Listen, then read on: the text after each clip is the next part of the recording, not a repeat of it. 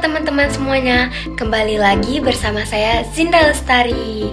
Di video kali ini saya akan membahas mengenai teori struktural genetik. Teman-teman ada yang tahu nggak apa itu teori struktural genetik? Yuk tonton video ini sampai habis.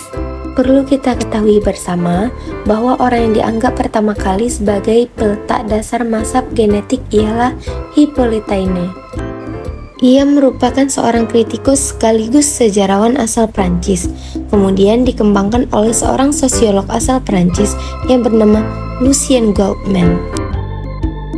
Ia kemudian menyebutkan teorinya sebagai strukturalisme genetik. Awal kemunculan strukturalisme genetik ini diakibatkan oleh ketidakpuasan terhadap pendekatan strukturalisme yang dikajinya hanya menitik beratkan pada unsur-unsur intrinsik tanpa memperhatikan unsur ekstrinsik dari karya sastra, sehingga karya sastra dianggap lepas dari konteks sosialnya.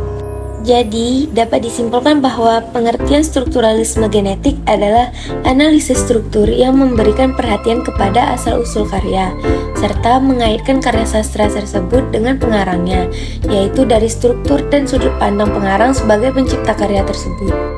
Strukturalisme genetik ini sekaligus memberikan perhatian terhadap analisis intrinsik dan analisis ekstrinsik.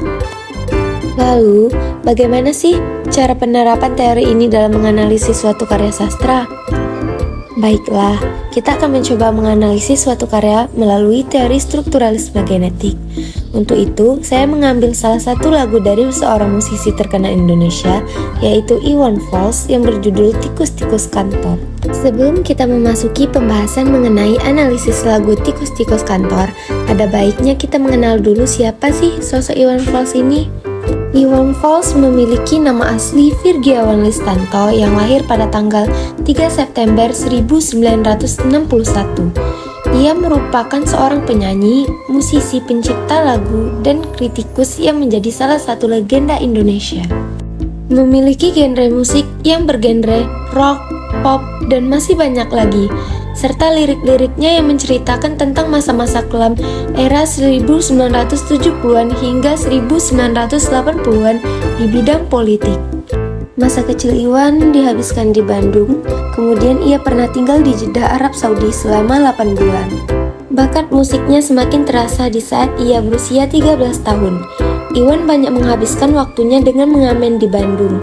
Bermain gitar dilakukannya sejak masih muda.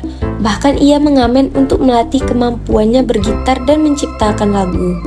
Selanjutnya, datanglah ajakan untuk mengadu nasib ke Jakarta. Iwan membuat rekaman album pertama bersama rekan-rekannya. Namun, album pertamanya ini berakhir gagal. Kemudian, ia tetap melanjutkan profesinya sebagai pengamen dengan mendatangi rumah satu demi satu.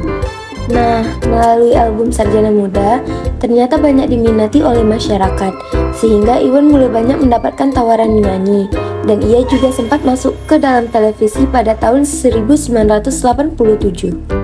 Pada masa Orde Baru, banyak jadwal konser Iwan dibatalkan oleh aparat pemerintah, dikarenakan lirik-lirik lagunya dianggap dapat memancing keributan. Nah, salah satu lagu yang sangat kontroversial pada masa itu adalah Tikus-Tikus Kantor. Kisah usang tikus-tikus kantor yang suka berenang di sungai yang kotor. Tikus di sini diartikan sebagai oknum pejabat atau sebagainya yang melakukan tindakan korupsi, digambarkan dengan individu yang licik, tamak, dan hanya mementingkan kepuasan pribadi dalam bentuk material.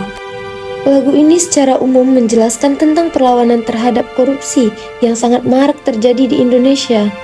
Lagu ini dirilis oleh Iwan pada tahun 1986 sebagai bentuk perlawanan terhadap rezim Orde Baru di bawah pimpinan Presiden Soeharto, di mana pada masa itu tindak pidana korupsi sangat marak terjadi.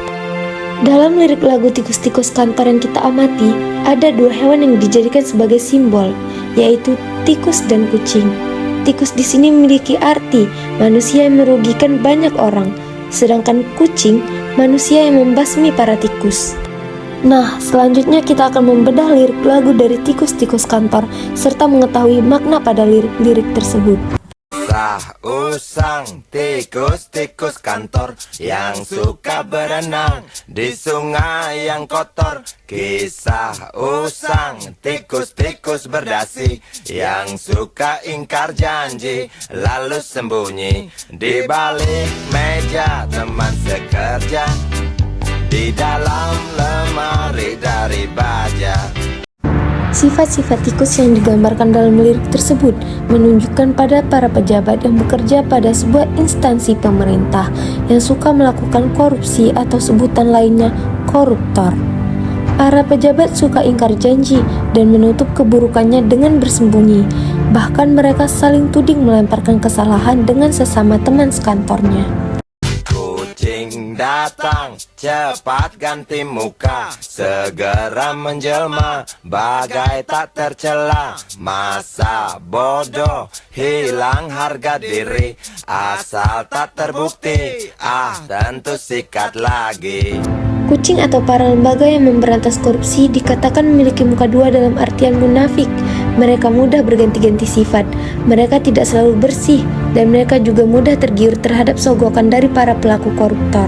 Tikus-tikus tak kenal kenyang, rakus-rakus bukan kepalan.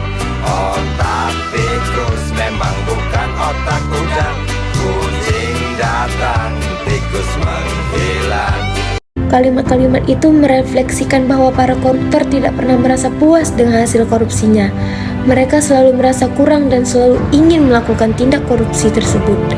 Biasanya para koruptor ini memang diilhami oleh otak yang pintar. Saking pintarnya, mereka dapat dengan mudah membohongi masyarakat serta menutupi keburukannya. Kucing-kucing yang kerjanya molor, tak ingat tikus kantor, datang menteror. Cerdik, licik, tikus bertingkah tengik, mungkin karena sang kucing pura-pura mendelik. Kucing-kucing yang suka molor bermakna para lembaga pemerintah yang pura-pura tidak tahu karena disogok dengan uang yang jumlahnya sangat banyak, atau mereka-mereka yang hanya duduk manis memakan gaji buta.